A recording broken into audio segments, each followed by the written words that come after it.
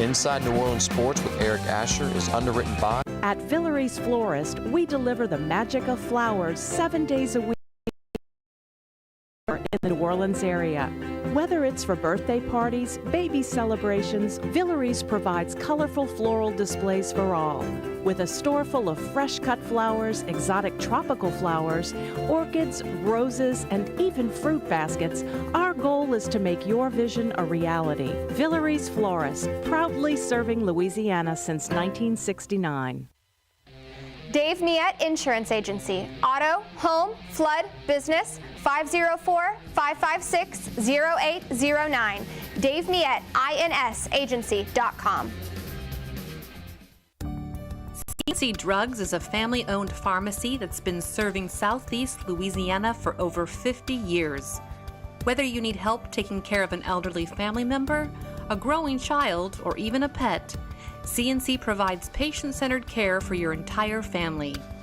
C&C Drugs, large enough to serve you, small enough to know you. Locations in Mandeville and Araby.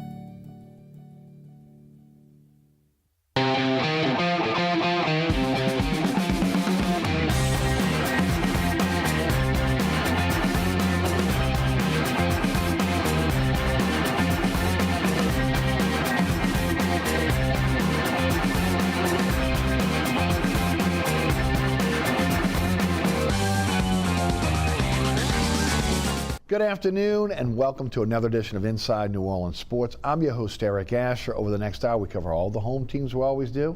We got one of the best out there. Sean Fazende of Fox 8 Sports is our guest today. Look forward to a great hour of sports talk. Sean, welcome to the show. Thanks as always for joining us. And you know, before we get started, we'd like to talk a little bit about what's going on with you over at Fox 8, your great podcast, your blog. Tell us all about it.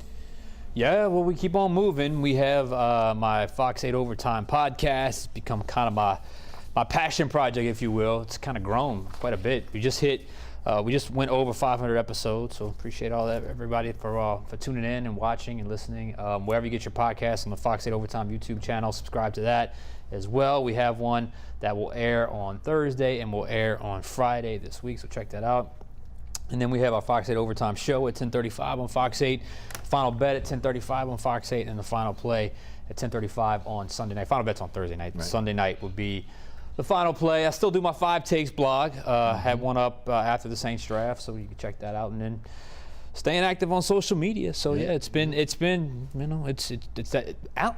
I know we're in May now, but yeah, April is a very busy month in the city of New Orleans. So many sports converge and come together, and we were all over it. We had last week was one of the busiest weeks I've ever had. It was insane. So, but you know, we're in the trenches with it, and we're there to report and tell the story. You know. So no Rolling Stones for you today? No, unfortunately, I got to miss the Stones. I would have loved to have gotten to see the Killers last week, but wasn't able to get out there. Draft caught me. So I don't think Jazz Fest is in the cards for me this week, but nonetheless.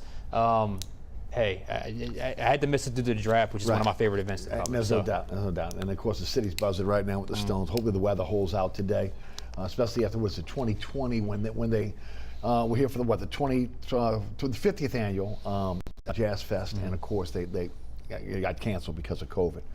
All right, I know it didn't get canceled. Was the NFL draft, and boy, I tell you what, we were on the radio show the other day, and interesting when you look at the number of picks they had. First of all, their patience, which was one thing that we didn't see a lot of in a lot of years. But the draft grades you're getting from, again, a lot of the national pundits out there, A's, A-, A+, B's, B-. What did you grade this draft? I had it between a B- and a B. I thought it was solid. I thought it was a really solid draft. And when I say B or B- and I say solid, I don't have any real alarming criticism of the players. I just, the way the board shaped up, the way the board stacked up, I just feel like overall it's going to be hard in a draft class that was relatively thin, big picture-wise, to have 5 picks from 150 on for all 5 of those guys to make the team. But nonetheless, the value at each and every pick, which is probably why they're getting the high grades, was relatively good and solid. I know, was it NOLA.com kind of did a composite of all the grades, and the Saints were kind of right in the middle there. They've getting some love nationally. Yes. You know, I'm a little more measured in it because I think I thought this draft really kind of fell right in line with free agency. It's just pretty straightforward, pretty steady, relatively safe, no real crazy moves in either direction. And, you know, they filled some needs and got some good football players. And we'll just see, you know, eventually how this class ends up turning out. But overall, I feel pretty good about the class. Yeah. Let's talk about, again, I thought they filled some needs. There were some needs, obviously, that weren't filled. But, again, the biggest need was offensive line. Talk about the first-round pick. Taliese Fuanga was a guy that he was in my, we've been doing offensive tackle research really since the end of the season because we all knew what was going to happen. And then when you had the added issue with Ryan Ramczak's updated health or downgraded health combined with James Hurst's retirement, clearly, I mean, the tackle had risen to the top of the board. Taliese Fuanga was on that list. I mean, he wasn't my number one guy, but he was certainly on that list. And after the Saints drafted him, I went back and watched him again, and I really started to like him a whole lot more because of the versatility. And when I say versatility, it's the versatility in style. Sometimes a mauler, physical, aggressive guy doesn't always have the fluid, agile, athletic nature to them. It's usually one or the other. This guy has both, and it shows up on the tape. 700 snaps last season, rock solid when it came to the amount of starts, all at the right side for Oregon State. They ran the wide zone scheme.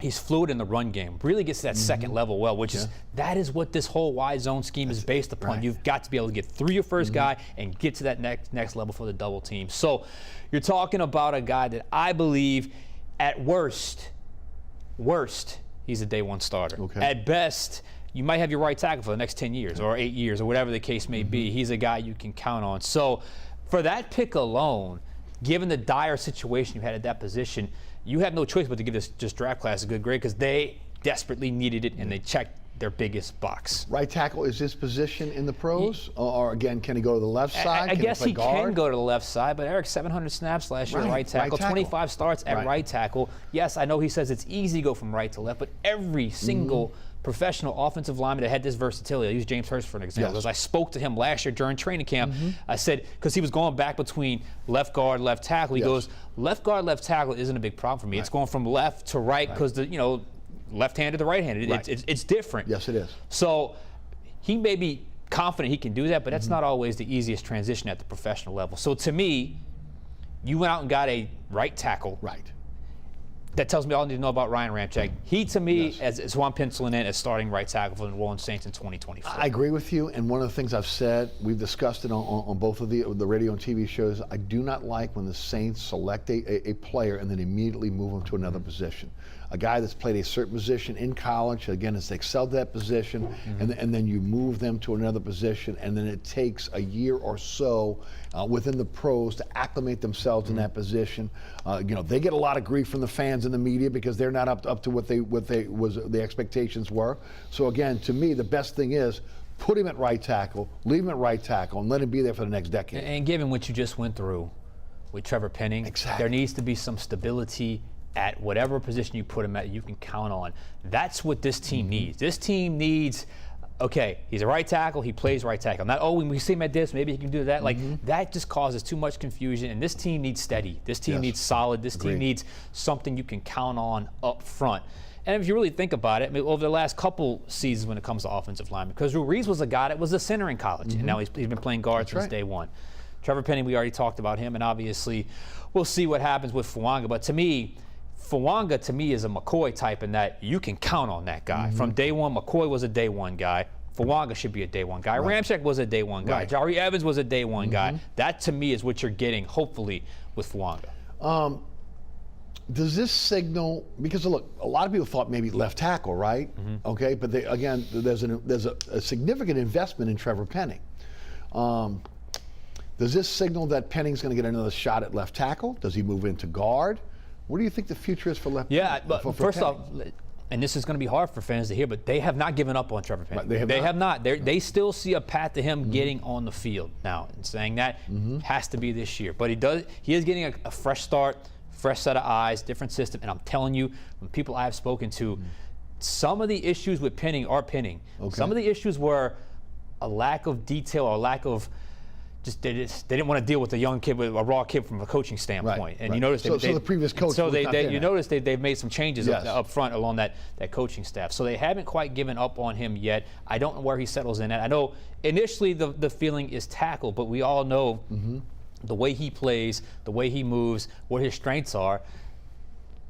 I think he's a guard, but I'm not the guy evaluating. So he's somewhere on the left side. We know that, but that's only one position filled at most, at best. If he's able to, the light bulb comes on, he can be the player. Because if they come on now with this new coaching staff, it's not going to happen. And He's look, going to be relegated to backup. Everybody's at ground zero right now, right? Everybody's learning the system. That's it, everyone. Maybe if Fuaga has a little bit of maybe a little bit of a head start because he's played in this type of system in college, but everybody starts at ground zero with the playbook, etc. And of course, as you mentioned, fresh set of eyes, right? In terms of a coaching staff and really an organization that needs him. To develop into, again, a solid, if not great, left tackle. Yeah, and I'm fine if it at the end of it all, he says, you know what, he's just a better guard, let's play him there. As long as he's a starter. Right, he has to be a plug-and-play starter. He has to be a starter. Right. I agree. As long as he's developed enough that you can count on, and you just watch him play, and I know he's really big and long for a guard. Right. But you watch him play. Even when they ran zone scheme stuff last year, the way he's able to get on guys and just bury them into the ground, and how fluid he is going forward, and just how much he struggles playing in reverse at that left tackle position on an island, that's where I would lean towards. But they still see him as a tackle, and I think initially that's where the spot will be. Okay. Let's talk about the second round pick. Again, Kool-Aid McKinstry, cornerback out of Alabama. Shocked me a little bit. But then again, when you look at the fact that they lost Yedem, they lost Johnson, again, the Lattimore situation, look, I think becomes a little bit clearer here now. Look, we don't know what happened behind the scenes. We don't know if Lattimore went to them and said, I want to get traded, okay, or the Saints went to Lattimore and said, look, we'd like to move you in the offseason. No matter what, they restructured his contract to make it easier for him to be traded. So they go out, they get a cornerback in the second round, who a lot of people had first round grades on. So you got to figure, again, something's brewing. Something's brewing at some point. What's your take on Kool-Aid, and then let's kind of morph into the Lattimore situation on again what may happen, this offseason. Look, we can say what we want about Dennis Allen. He is not going to have a bad secondary. He's a DB coach. He's not going to have a bad secondary. He pinpointed this guy. They like this guy. Despite the fact that he doesn't necessarily have the height dimension that they normally have. He's a little bit below 6 feet, which is something. So maybe they see him as an inside slot corner, which is something he said he could certainly do. But, and when DA focuses and hones in on a DB, he's usually right. Yes. He's usually right. So this gives them a pretty loaded cornerback room. You don't make an adjustment like that to a contract just to see what happens. I mean, they understand this is a possibility when it comes to Marshawn Lattimore, but it's also a possibility he returns. I think it's still what's the best offer, and if the best offer I get is a 4th or 5th round pick, well, it might be best to just keep him one more year and just deal with it later. If I get a 2nd round pick or a high 3rd round pick, maybe it's best to deal off Marshawn Lattimore, but. Well, the market is a 3rd round pick right now, right? That's what I would think. That's what I would think, but you never know. Is that enough for Marshawn Lattimore? I don't know. If it was a 3rd round pick, I would want something else.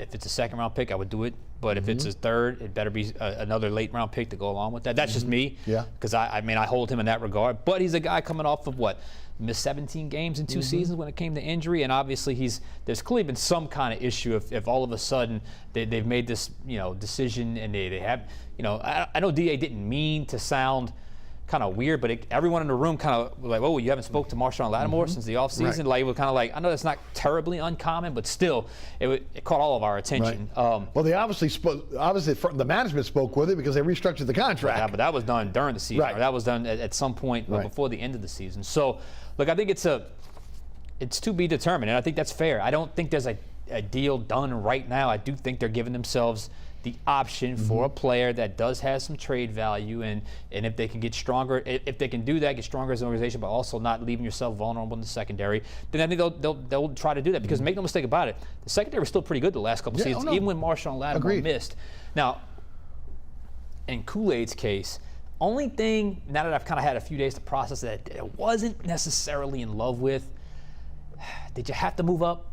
Did you have to move up to get him to sacrifice? Well, there started to be a move on cornerbacks. There was. Maybe they panicked a little bit. And look, maybe so, and maybe you could have got an interior lineman in the second-round pick, or whatever the case, or pass catcher. I know the run on pass catchers was there as well. But when I look back and I think of that third and fourth round gap, which I'm sure you'll ask me about, if they had that extra fifth-round pick and that extra sixth-round pick, could you have maybe swapped up? Which we had talked about a lot, right? Talked about a lot. So that's the only thing I was a little bit okay, but it's what they do, man. Right. It's to the point now where it's like, look, it's going to happen once it drafts. I thought they showed as much patience and restraint as they've ever shown. They really did, and the fact that they came really close to going back early, which when they still had Fuanga and Fontanu on the board, and every defensive player, if they go back 2 spots, it would have been nice to see if they could have done that as well, but it didn't happen. Where do you think Kool-Aid lands in terms of his position? Is he an interior player, where again maybe be the nickel or the dime, or again is he an outside guy? Played outside, man-to-man with Alabama. Nick Saban raved about him. You know why? Because he doesn't take chances. He's a disciplined player. And that's what Nick. Man, you know Nick Saban. You better play with discipline, and you better be able to tackle if you're a cornerback for him. And it's not just press man with Nick Saban. Nick Saban has some of the most elaborate coverages you will ever find at the collegiate level or the NFL level. I think he starts, if everyone is healthy and back, I think he's your fourth corner, so he's your dime corner, and they do that a lot on third down. So you're going to be on the field a lot, but you probably end up settling in to see who could be the nickel. Alontae Taylor is not great at nickel. He's a mixed bag at nickel. Adebo's going into a contract year, but he's much better on the outside. I think you got to battle it out, see how that sorts itself out, because if he could be a little more natural inside, I could see a world where he beats out Alontae Taylor, who has expressed this multiple times to us, very open. He prefers the outside, but on the inside, if Kool-Aid could maybe figure it out quickly and get on the field, I don't see how it would be that crazy to think he could beat out Alontae Taylor for that job. We had talked about throughout the process of the possibility with 4 fifth-round picks of try to move back in the 3rd and 4th round. When you graded out this draft, how many legitimate first or second rounders did you find? You mean just again, in terms of their grades? Well, I didn't do the entire class. But they said it was about 50 players that they felt again had top grades on them. It's about first and second round. You talk about the Saints class. Saints, I mean, it's probably that's what Dennis said. That's probably somewhere in that number, in that vicinity. There was some top-end talent. There was some decent middle-tier talent, and then it just fell off a cliff on the back end. And I said it on your show. There's a reason why so many kickers and punters were drafted, guys. I mean, that's a telltale sign. It's a telltale sign. It's a great point. So, yeah, I mean, probably somewhere in that number. And usually, it's not 32 first-round grades. It's in the 20s, and specifically with the Saints, who are pretty thin when it comes to their first-round grades. And the reason why I asked that is because, again, they did not get back into 3rd and 4th round. But again, at 150 overall in the 5th round, they draft a quarterback. Which again, I don't think a lot of people saw coming. I certainly did not. Spencer Rattler out of South Carolina via Oklahoma, a guy that was thought when he came out of high school would be a Heisman Trophy winner, would be maybe the first overall pick in the draft. Obviously, Caleb Williams comes to Oklahoma. He moves on to South Carolina. Give me your thoughts on the pick, then give me your thoughts on the player. Well, the pick is a value pick, and the Saints had no intention of going in and getting a quarterback in this draft. It just was not on their radar, but they weren't going to run away from it if a highly graded prospect fell to them at a certain point. That's exactly what happened here. I looked at the list of grades of prospects, which I'm sure you look at all the credible organizations and publications. Lowest I saw, Spencer Rattler, was 89. So to get an 89th rated player at 150 is obviously a great bargain. I have no problem with that in the 5th round because, as I said, when you get to that point in the draft and an overall thin class, chances are, Saints at the list of guys right here, way up here with Spencer Rattler left on the boards, where he's just staring at you and staring at you and staring at you, you got to pick it. So, Spencer Rattler, the pick, makes a lot of sense from a value standpoint if you believe in draft value, which the Saints do. Now they've got an absolutely loaded quarterback room. It's not going to stay that way. Probably will make a couple cuts very soon here at that room because there's no sense. Well, you want the other guys to have a chance. There's no sense in wasting another people's team, time. right? I mean, and Dennis Allen openly said it's going to be an interesting battle between Spencer Rattler and Jake Haener for the backup quarterback job. Tells you all you need to know. And the Kellen Mond signing, out of nowhere anyway. Right. So Peterman was fine, but even I think we can see the handwriting on the wall with both those guys. Now let me ask this question, because again, look at if that's the case, we know that Haener's been working with John Gruden in the offseason. Obviously, again, Spencer Rattler, you've invested a pick. It's a 5th-round pick. Obviously, I'd like them to battle, but there's no backup quarterback with NFL experience. Yeah, for a guy, Carr's tough. That offensive line was porous last year. When I say tough, he played through injury. Well, and look, that told you, but that question was already answered before the draft. Well, there were veteran quarterbacks available. They could have reached out and signed. Well, they went and got Peterman, who knew the system. Yeah, but Peterman wasn't. I mean, no. Was Peterman going to beat out Haener? No way. No. So that's how much they believed in Haener. Okay. And now you add another guy in Spencer Rattler. They're going to let these guys battle it out. And it is not a foregone conclusion that Rattler beats out Haener, because I'm telling you, they love Haener. For first stretch of training camp last year, MVP of camp. I'm not kidding. Now, didn't quite translate on the field. Didn't play terrible in preseason, but could have been better. And Jameis obviously won that job. But there were whispers that he was beating out Jameis in camp. He wouldn't have got cut in training camp. Jameis wouldn't have. But perhaps at some point in the year that could have been a possibility. Had Haener played better in preseason, it didn't happen. But Rattler, the player, to me, is a guy I'm very curious, because this is the first time in his football life he is going to go into a season where they say, you are not the starter. You are not the headline. You are not the franchise player. You are a backup. And does that help him? A guy that's always been in the limelight since he was in high school. Maybe? But does it maybe help with the clarity of focus a little bit, that maybe you don't have the expectations of, I have to live up to the number one overall player in America. He did it at Oklahoma, and it didn't work out. South Carolina came in, he was going to be the starter really from the day he got there. So I'm curious to see if it just maybe it shows up in the body language, a looser body, like just come in, relax, and just learn and develop, because he's got some tools. I understand the intrigue, but the term wild card is accurate, because there's a taste there of a guy you could see with flashes of starting quarterback material. But there are some inconsistencies and there's some growth, and there's a level that he didn't quite reach when you look at all the areas of quarterbacking. There's a reason why Caleb Williams beat him out, and remember, Caleb Williams was on that podcast and said, I thought I was the best guy from day one. Frankly, I agree with that, because everything Spencer does good, Caleb does great. And then I'm watching North Carolina, South Carolina tape last night. Spencer had a good game, but who was the other quarterback? Drake May. Drake May was better. So that's where I'm at with him, is where is his ceiling at? Because the floor is, you might be able to see this guy be a high-end backup spot starter a la Gardner Minshew, but can he develop the skills, and can he get a little bit better when it comes to pocket presence, because he's a timing and rhythm quarterback? He's going to be at the next level. He's not going to be a runaround guy. Can he get better at pocket presence, because that's the key to be that type of quarterback in the NFL, to become a starter one day? Yeah, I think he can at some point, but he's got to get reps in training camp, reps in preseason. He's not going to get a whole lot of reps in the regular season, but he's just got to keep himself ready. So, intriguing pick, no doubt about it, especially in the 5th round. 4.9, 5.40. Again, I would say quicker and athletic more than fast. From everything I've seen in his career, accurate thrower. Decent. Accurate thrower, 6 foot tall. So again, so for visions of, again, 6 foot tall Drew Brees, right? But again, not a Drew Brees player. You mentioned this, what you think his ceiling would be. When you look at him as a quarterback, okay, for the New Orleans Saints, what would be his biggest attribute? Would it be the accuracy, his athleticism, the fact that he's got 4 years of experience in college? I think right now, what I really like about him coming out, and you don't see this even from the top guys, he played in an offense that had whole field progression. So he's got really good field vision, which is one of the most underrated aspects of a quarterback. He's got good to very good accuracy. He's got a good arm. His deep ball, it's more of he's a drop in the bucket deep ball thrower as opposed to just a Josh Allen rocket launch type player.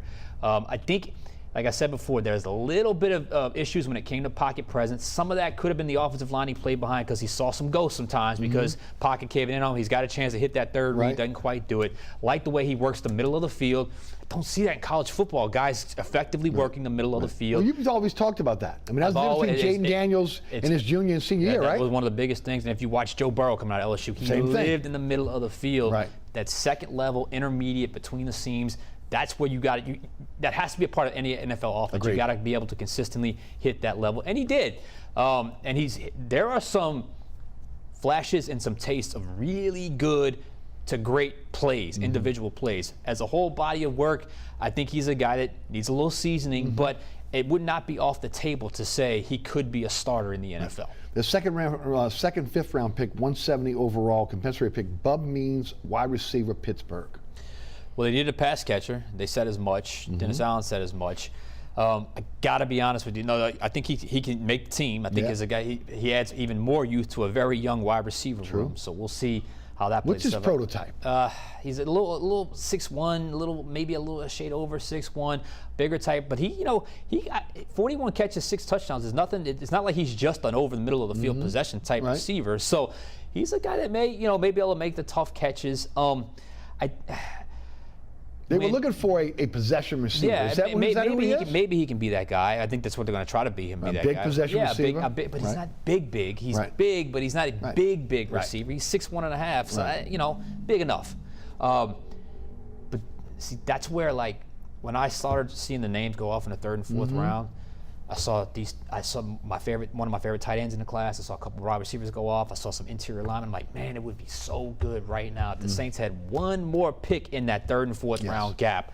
But you pick with who you pick with. You're stuck with who you're stuck with. And I think Means is a guy that can make the roster. I think that's important when you talk about this stage of the draft. Interesting prospect, Jalen Ford, linebacker out of Texas, with again their third, fifth round pick, 175 overall, another compensatory pick.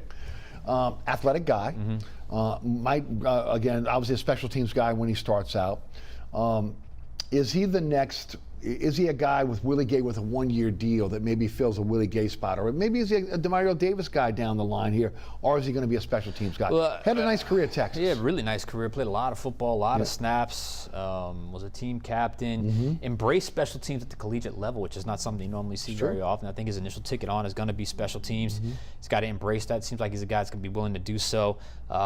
He's a guy that if he's got the right makeup, he'll handle his rookie year correctly. He'll probably see some snaps, spot snaps here and there defensively, because I think your top 3 linebackers are going to be Davis, Werner, and obviously Willie Gay. So I think he's a player, again, can make the roster. I think he's a guy that's going to be a special teamer to start and then work your way in. It would be hard for me to project him as the Demario Davis type down the line. But I do think there's a guy that maybe with enough seasoning and enough reps can maybe at some point down the road become maybe a regular contributor on defense.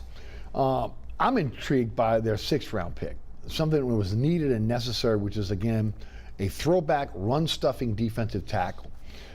Christian Boyd out of Northern Iowa, same place as Trevor Penning, defensive tackle, 199 overall. Your thoughts? Now I've had a few days to process this. Might be the most important day 3 selection in the draft. I'm telling you. Because we did a podcast, and you'll see it's on our YouTube channel now. We did our podcast post-draft free agency, who's the Saints to target. And they're thin at defensive tackle. And I went and looked at that market. Good luck. Good luck if you need a plug-and-play defensive tackle right now, because they're either coming off a season-ending injury or they're over the age of 34 or 33 years old. So Boyd's a guy. People liked him in the pre-draft process. He fell a little bit. Coming out of Northern Iowa, is he going to be ready when you just dealt with a guy from Northern Iowa and Penning? Didn't Dennis Allen just say that? Yeah. That again, the fact that there was such a jump from Northern Iowa for Penning. Now, is that Penning, or is that just again the type of football that's being played? Penning type football and expectation. Boyd will have no expectation. Boyd, if he can settle in, that's a win because. They only have 3 D tackles that you can count on, and I think they need a 4th D tackle. Me too. And I thought this was a huge hopefully need. they can address that the veteran free agency. But as I just said, there's no real names that jump out where you're like, yes, they got that filled. So the more I think about it, that Christian Boyd pick might be the most important pick of day 3. Right. And so many people love their 7th round pick. Josiah Ezerum out of Eastern Kentucky, offensive tackle. What are your thoughts? Big guy, Yeah. developmental guy. Look, they need people up front. So that no one with an OL or an OT next to their name on the Saints right now should be considered Yes. a guarantee or a long shot. I mean, everyone should have an equal chance to compete. Coming out of Eastern Kentucky, they love his size, they love his length. DA even said he's a developmental guy. I would love to see him make the roster. I would love to see him develop into something, some kind of depth. Maybe he can be the tackle eligible, whatever the case may be. Intriguing guy. Don't know if he's a guy that makes an impact much Well, his rookie seventh-round season. picks rarely do, but there's a history there in New Orleans. They do. I mean, look. Zach Strief? Caden Ellis. I mean, you name them. I mean, they've had Marcus Colston. They've all had 7th-round picks that have contributed. Yeah. I hope that's the case because that's their biggest need. That would have meant that this guy's ready to play.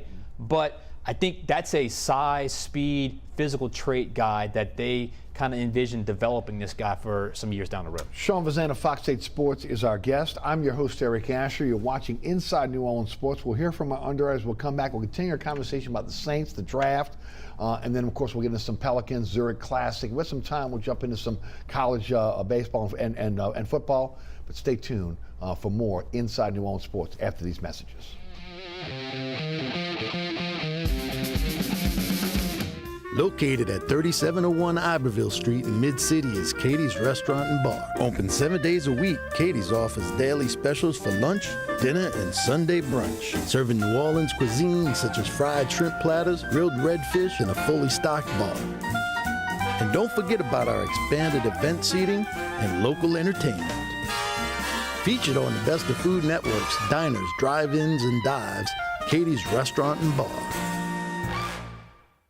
Burkhart's Air Conditioning, Heating, and Refrigeration has been family-owned and operated since 1989. Burkhart has energy-efficient solutions and offers brands such as Mitsubishi ductless AC units and Amana, the only manufacturer with a lifetime unit replacement warranty.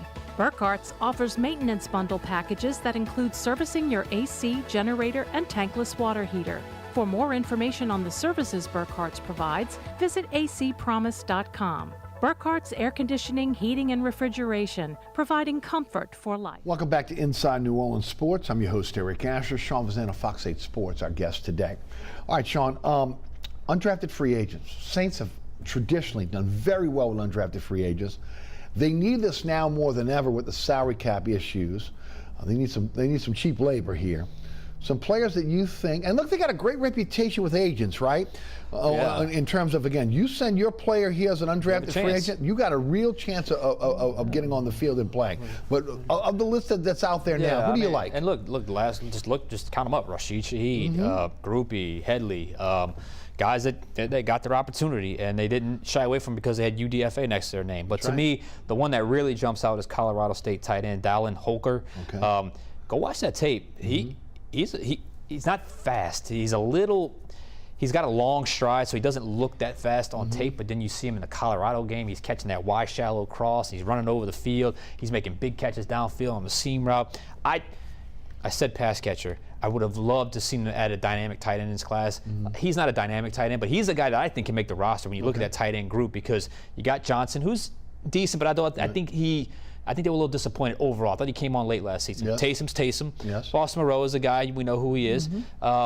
This guy, maybe he could be something that can develop down the road. Well, they invested in him because he got the biggest bonus, again, guaranteed money of all undrafted free agents. That's a tell. I mean, that's a good tell. Right. So I think he's a guy that certainly has a very realistic and legitimate shot at making the 53. Not the practice squad, but the 53. Okay. And look, if they gave him that much money, other teams were vying for his services. That's right. So the other name was Jacob Caboti, UL linebacker, running back, out of Raging Cajun country. Look, I mean, the Saints have had a history of undrafted free agents when it comes to the running back position. AK is coming back. Jamal Williams, I felt like, man, he really hit a wall last year when you talk about the year before to last year.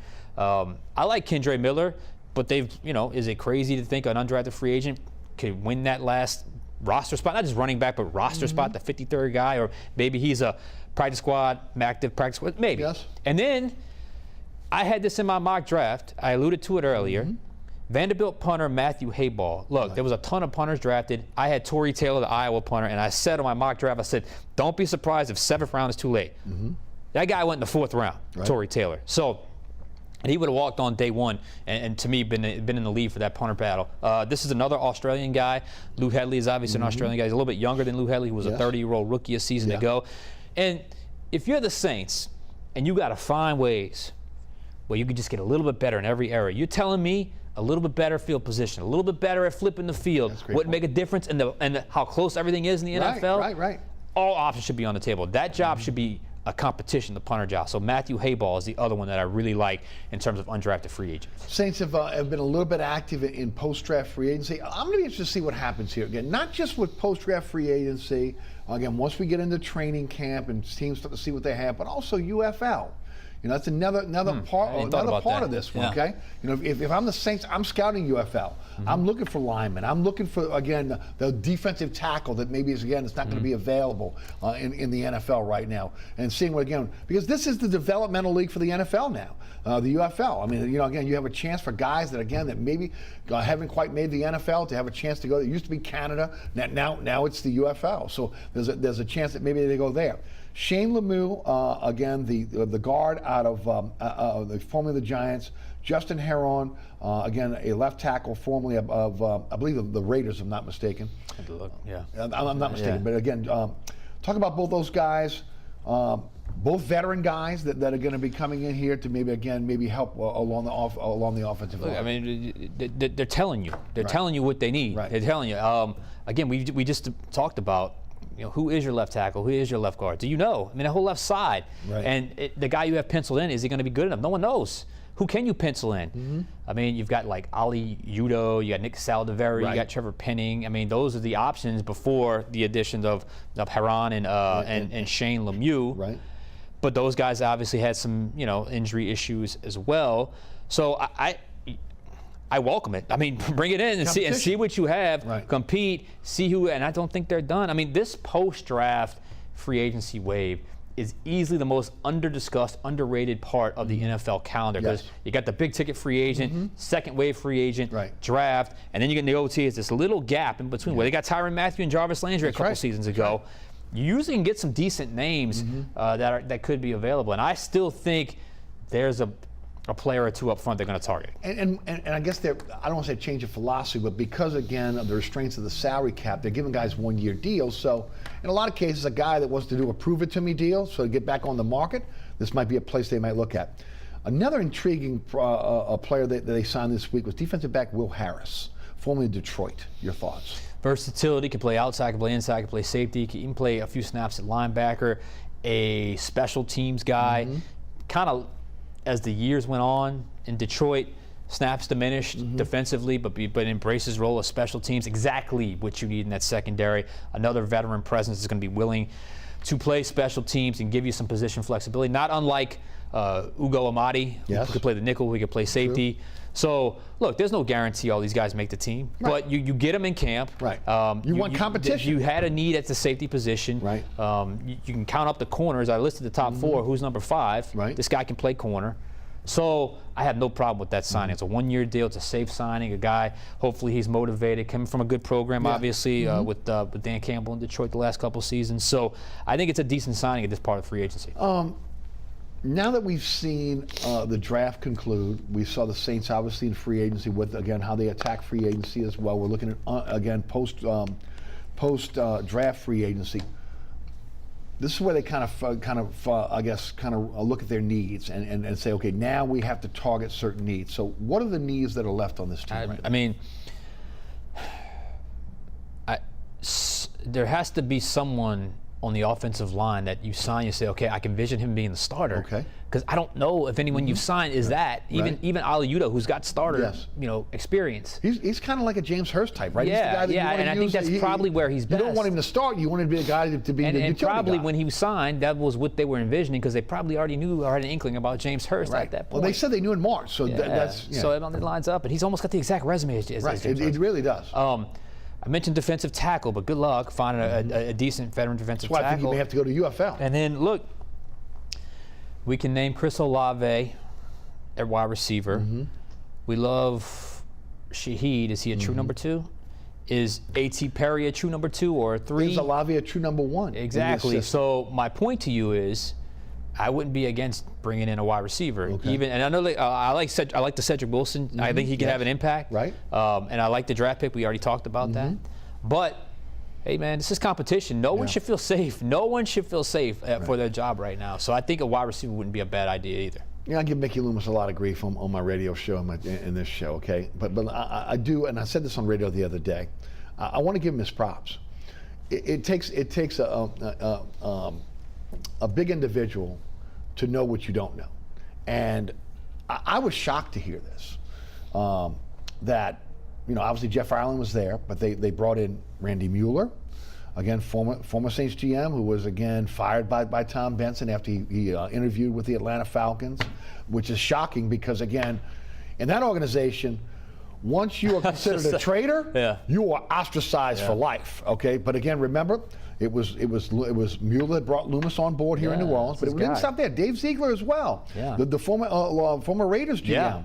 Both those guys, who's well respected. Right. So then you have Ireland, Loomis, Mueller, and Ziegler in the draft process. Yeah, you got a lot of GMs. That's a lot of GMs. That's a lot of knowledge, institutional knowledge that was there. And I thought, well, maybe that's why there was a little restraint in the 3rd and 4th rounds, not going into next year's picks. But again, when you look at the picks and you look at the grades, obviously it was advantageous for them to have all those guys in that room for them. When you looked at the shot from ESPN or NFL Network when they went into the draft room and you saw all those guys standing there, you're like, whoa, okay. But that could turn out to be huge for this team. Well, like I know, because I have criticized him for this because sometimes Mickey can be like is his heart beating right now because it's so low energy. Like the pre-draft press conference was pretty low energy in my opinion. He could be very vague, could be very dry sometimes. He can, sometimes he can kind of morph into that, kind of the numbers guy personality, which is what it is. I've seen him in other instances where he shows a great personality, but this coming off the press conference where the gum chewing, it was weird, it was awkward energy. But don't mistake that for him not wanting to win. They want to win, and everyone has kind of has really been, local media included, we've asked him, when is it for you? Like hinting, maybe your time is up. Right. So he's hearing all this stuff. He's in his 60s, so yeah. So my point is, he still wants the organization to win, and he does not necessarily. He is not. One thing I'll say, he does not have the big GM ego. So to bring in a guy like Ziegler and Randy Mueller with Jeff Ireland right there goes to show you the draft has to get better. The draft process has to get better. There has to be some fresh eyes looking at fresh draft data. And look, it clearly is I don't care about anybody's feelings here, because honestly, the one you'd be like, oh, well, that's kind of a slap in Jeff Ireland's face. But I think it was a collaborative effort. Right. I think it was, and it was the whole idea of we have to get better. So sometimes they can present a lack of urgency on the outside, but I think clearly that shows there is urgency on the inside to get things back on track. For either current or former GMs in that room. Right. Okay, that have been through so many drafts. Yeah. I mean, that cannot do nothing but help you going forward. We shift from the New Orleans Saints to the New Orleans Pelicans. A wonderful season, 49 wins. Zion plays 70 games. Brandon Ingram plays more games than he's ever played in the league since he was a Los Angeles Laker. And of course, the vibe of this town with the Pelicans all year long was upbeat until we get to the last couple weeks of the season, regular season, and then of course getting swept by the Oklahoma City Thunder 4-0. I think a few things happened here. I think, again, first of all, things that we had talked about in the offseason, we had talked about at the trading deadline, things that didn't come to fruition for this team. And I know they wanted to see what they had, but a lack of a veteran point guard, lack of an athletic big. And yes, the lack of physicality with this team. Same song, different verse for the Pelicans when you talk about from last season to this season. Not the good taste in your mouth that you would feel like after you've won 49 games. David Griffin said that, again, they're not standing pat in this offseason. But it's going to be interesting to see how this plays out. You've got C.J. McCollum with $63 million left on his deal. He'll be 33 when the season starts. Brandon Ingram has 1 year left on his deal at $36 million. If he gets a Supermax deal, you're talking $50 up to $65 million over 4 years. So 50, 55, 45, and 65 is what Bobby Marks put out on what his contract would be. For a guy that, again, is great in the regular season, but can handle the physicality of the postseason. Talk about the New Orleans Pelicans. This is a crossroads for this organization right now, once again. I'll just start kind of where you're at. Go ahead. Season comes to an end, and I can't just get this image out of my head of Zion Williamson unavailable again. Brandon Ingram ineffective again. Yes. C.J. McCollum ineffective again. Right. Willie Green, a fourth quarter collapse again. Right. It can't all come back with those four. At least one of those four got to go. Agreed. There has to be a major change of one of those four, possibly two. Right. So I leave this season with an incredibly disappointing feel because, as you said, there were waves of this season where it felt like things are getting back on track. Right. But when you get to the postseason and you see how much the intensity amped up against a younger team, and your team couldn't handle it, that's a problem. And, you had an opportunity to avoid this play-in stuff altogether if you just take care of business in the season finale against the LA Lakers. You do not do that. That's right. So you got to play an extra game. What happens in the extra game? Zion, your franchise star, goes out and he's never seen again in the postseason, or at least on the court. Right. So many opportunities, and there's just something missing. There is just something missing where it never completely comes together, whether it's from a coaching standpoint or the big three that you have. The combination, and I do applaud Griffin saying we've seen enough of this group now to know what we have, and I think it's a sign of they're going to make a legitimate change going forward. We'll see what that ends up being. But when I saw that image at the game, it just stuck with me how no matter how much you can talk this, that, or if we get this, we get that, the exact same problems persisted after what was billed a successful season for the Pelicans. And look, regular season was successful. But the NBA, like in any other professional sport, it's about the postseason. It's about winning championships. And again, and look, I know can we stop being afraid of that expectation as a fan base? That has to be as the a fan base. I got destroyed on social media for my comment on Willie Green with the "I'm proud of our guys fight" thing. Right. I didn't realize it was that section of the internet that was so you're not allowed to criticize Willie. Are we afraid of any sort of contender or expectation when it comes to basketball in this town? Why shouldn't there be? Why shouldn't there be with the money they've spent on this? Come on, man. And this is professional sports. You had a great season. At times you looked fantastic. You had control of your own destiny. You're telling me if you were the 6th seed, you get that time off and you're able to watch, maybe things go a little bit better in the playoffs. And no one expected you to win the title this year, but I was expecting to get a first round, advance through the first round, and battle in the second round. And if you lose in the second round, fine. But let's not be afraid of contender status or wanting to be a contender or wanting to win a championship in basketball in this town. But there's got to be some changes. You cannot stay. Yeah, this group is maxed out. Let's face it. When you got $5 tickets on the secondary market for a Game 4 playoff game. Okay, and I know there's a lot of stuff going on in the city that this past weekend. Game 3 and Game 4, when those tickets are that cheap, that is a signal to management there's an issue. Just like with the Saints. When the Saints see their season ticket holders, again, putting their tickets on the secondary market and the opposing team's fans are coming in and filling the dome, that's got to be, again, something that gets the attention of management and ownership. So, again, you have a step that you have to take here now. Can you afford, again, a guy that disappears, even though he's one of your leaders, in the playoffs, in a C.J. McCollum making $63 million over the next 2 years? Can you afford to give Brandon Ingram a max extension when the guy cannot play through physicality in the playoffs? Look, the Pelicans got out physical by the Oklahoma City Thunder, who I can promise you will get out physical for the rest of the playoffs. That's right. Okay? So they need physicality. And look, they need a veteran point guard, a quarterback. The question is now, is it addition by subtraction? And I think it has to be when you start looking at the salary cap, because this team, or at least organization right now, even though they talk a good game, they're not willing to go over the luxury tax threshold. No, but look, you may have to if you re-sign one. Here's the thing.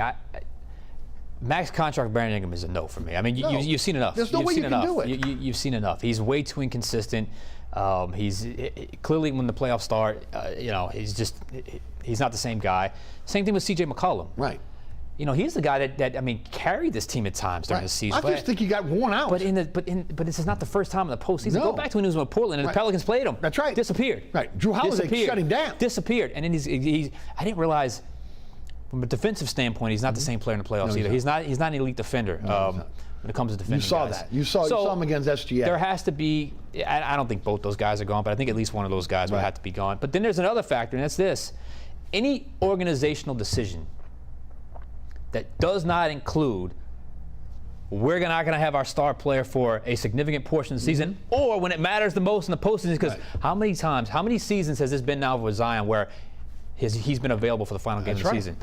Zero. Right. 0 seasons has been available for the final game of the season. That has to factor into every single organizational plan. But he is signed, and he did show some promise this year. So again, they're not going to give up on him. No, they can't. They can't do cannot. it. But you better have to maybe again. They have figured out that, and look, that the Brandon Ingram, C.J. McCollum, and Zion Williamson as the big three don't work. They just don't that's mesh. 1,000% correct. They don't mesh. That's and not you working. have to make a change now. And to me, again, the athletic big is huge. You need that. I want Valanciunas back, but he makes $15 million a year. I can tell you a team right now that's got him on their radar, Oklahoma City. Yeah. He'd be Right. perfect for Oklahoma City. Right. Okay, backing up Holmgren. Yeah. Okay. Then he's not going to take a pay cut to stay in New Orleans. Okay. Najee Marshall, he's going to get a mid-level exception somewhere. Now, if the Pelicans do move off one of their stars, maybe they have enough money to bring him back. But if not, again, you're losing the toughest guy on your team. Yeah, but okay, I think Griffin was alluding to this. Right. That's fine. Right. But it's the infrastructure now, big ticket guys that that has to be a change. Right. So that's fine. If you can't bring Najee Marshall, that would be that would Larry be Nance's tough. in the last year of his deal. Larry $11 Nance is million. another one, man. I go back and forth with him as well because he's kind of an undersized center. Sometimes he can be an athletic guy. Other times, though, But he's your second or third guy, center. Yeah, Okay. I would love a center. I like the way Holmgren plays, the way he kind of hovers around the rim. Right. He battled. Jonas gave him all he could handle. Everything. I mean, he gave him all he could handle. And look, there was sometimes Jonas got the best of him, but also you can see, a guy that's a shot blocker and moves really well without the ball and can kick out and knock down a three. Those guys don't grow on trees though. No, at they 7 don't. foot. No, they don't. Which means again, you have to give up something to get something. Now, again, there's a school of thought out there that says, man, you signed Brandon Ingram because you're not going to get value for him now because he bombed out with Team USA and he bombed out in the playoffs. So again, he's coming off a year where during the year he played well, but can you get value for him? It'd be interesting to see again how that plays out. But again, to me, center, athletic big, and look, if you trade an Ingram or a C.J. McCollum, you got to bring in more scoring. Yeah, you would do, and hopefully you would get something like that. But you have made a fair point about, again, look, you can't have you can't have your two stars that are injury prone. And that's what you have in Ingram and also Zion. I mean, now at least CJ plays through injury or push through injuries, but you can't have that. Okay, so there's got to be one or the other. And it felt like CJ did play better when Zion was on the court, and Zion was unavailable. The stats show out that they don't. If you look at the advanced stats, I know it's when the three were together, right? It was a negative. I understand that. You're in this kind of this perpetual state of maybe when it comes to the Pelicans in terms of what deal you can do. Because you're right. If you lose in Ingram, you'd have to bring some scoring back. Although Trey Murphy can Trey be the guy that fills the void? He could be that. Trey Murphy could be that second scorer. You got an elite defender in Herb Jones. Trey Murphy might be that guy. And with more I would be willing for a little more chemistry, a little more cohesion. I would be okay with that. And maybe that's their thought process here. Maybe it's time to move off of Brandon and allow Trey Murphy to get into a starting lineup. Why not? And expand his game. Because he's a better three-point shooter. He is. B.I.'s a mid-range game, and then they want him to shoot threes. He doesn't shoot them. No. Murphy has never been afraid to shoot a three-pointer. Only got 3 minutes left. I have to ask you about the Zurich Classic.